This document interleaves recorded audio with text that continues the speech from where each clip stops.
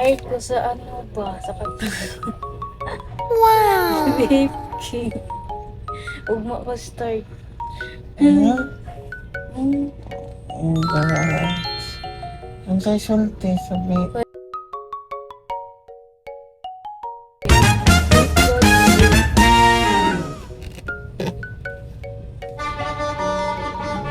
Ano siya? 10 a.m. ako started dito sa 5th floor. 85? Ang bless me. Sa ano na to? So, Ito na mo.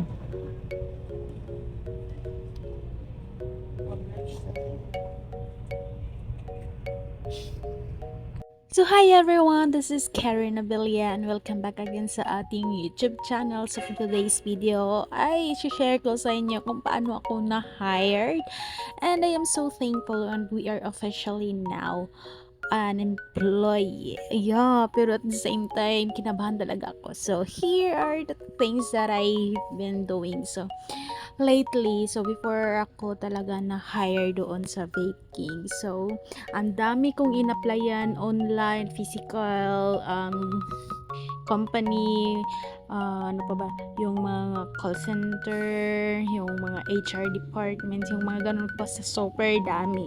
And yun, makikita nyo naman din sa aking mga previous videos kung ano yung mga pinagdaanan ko before ako nag-hired. So ganito. So let's focus kung paano tayo na-hired. So si Ate Pearl, yung kasama namin doon sa school namin, yung kaklase ko, is siya din yung isa sa mga nagsisend sa akin ng mga links, yung sa mga nag-hiring, yung mga company, ganun. Tapos yun, nag-send lang ako ng nurture, nag-send, nag-PM ng ganito, ganyan. Tapos yun, eventually, isang araw, char!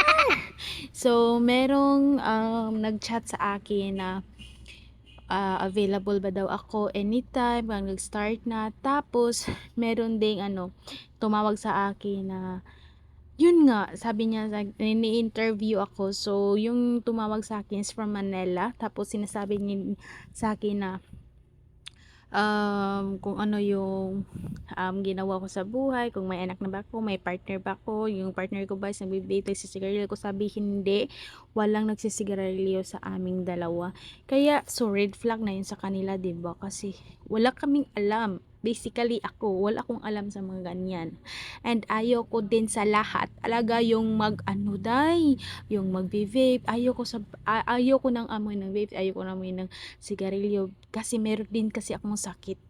And lagi akong nagkakaroon ng tonsillitis, nakakaamoy ako ng mga ganyan. So, kaya at first sisitanta ko na pinag-pray na din ako na sana hindi naman ako matanggap doon kasi 'di ba, for God's sake.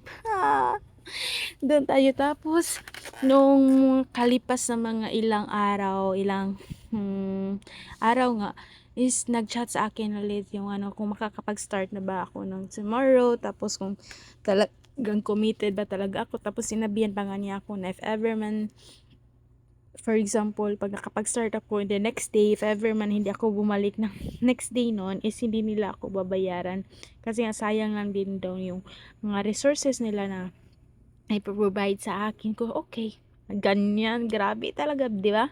So sabi ko okay. Tapos ayun, nung pag Monday pumunta na ako ng Ayala IT Park, tapos nakina na po yung store nila, and ayun, grabe yung kaba ko doon, dai, grabe. And then nung nasa labas pa lang ako ng mall, nag-aantay kasi yung mall is mag-open na siya ng 10 a.m. and hindi ka pwede talaga papasok ng before 10 a.m. Kahit na empleyado ka pa doon, pag wala kang ID, you're not allowed to go inside the mall. So kaya nag-wait ako ng until 10 a.m. Dumating pala ako doon ng 9 a.m. So, di ba, advance ako ng isang oras kasi super excited, and yet, hinakabahan ako that time. Pero, wala yung magawa. So, yan, pumunta na ako sa kanilang store, and then, si Ate Maricho lang yung nandoon. I am just so thankful and happy na ang napaka ni ate, napaka-handy, napaka-gentle niya.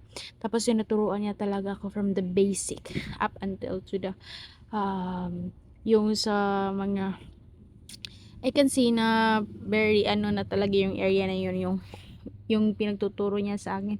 Kasi wala kasi akong alam sa mga flavors, sa mga brands, kung mga devices, yung mga one-time whatsoever na mga gagawin doon, di ba? Wala akong alam. Although I do have an idea kung ano yung itsura ng vape, pero hindi ko alam kung paano siya i-operate. Hindi ko siya alam kung meron parang mga flavor yan.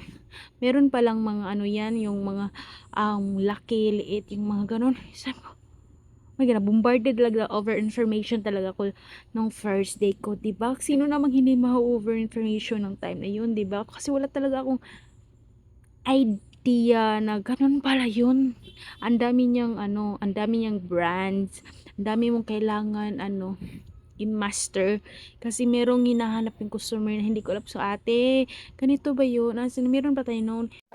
For example na lang na pag meron silang hinahamak, halimbawa yung brand na slim bars na meron kasi mga juices yun, so yung mga mixed berry, yung mga golden ice. Pag sinasabing golden ice, ibig sabihin yung mango, yung mga ganyan. Tapos meron din silang tinatawag na purple twilight, bubble dream, and summer dew, yung mga ganyan. So ang dami kasing what they call this, ang daming flavor. So, meron silang mga fruits flavor, meron silang mga yung matcha, mga drinks na flavors, yung mga ganon.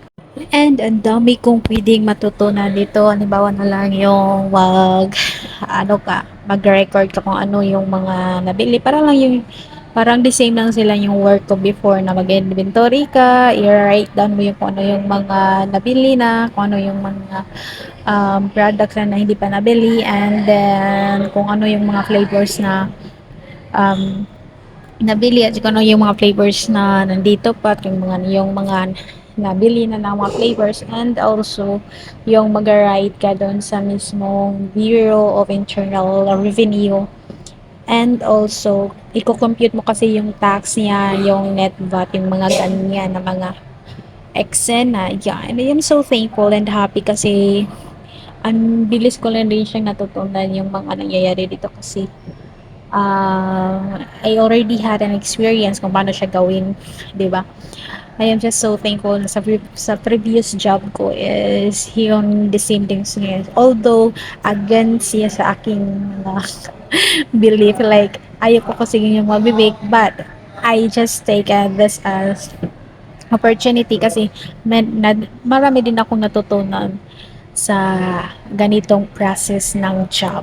And dahil dyan, I am just so thankful and happy for this opportunity and hoping that I can learn more, and also hoping in the future na meron na tayong sarili nating business, di ba? So I think that will be all for today's video. So please let me know in the comment section if you have any questions, and please like and subscribe. Bye bye. Thank you for watching.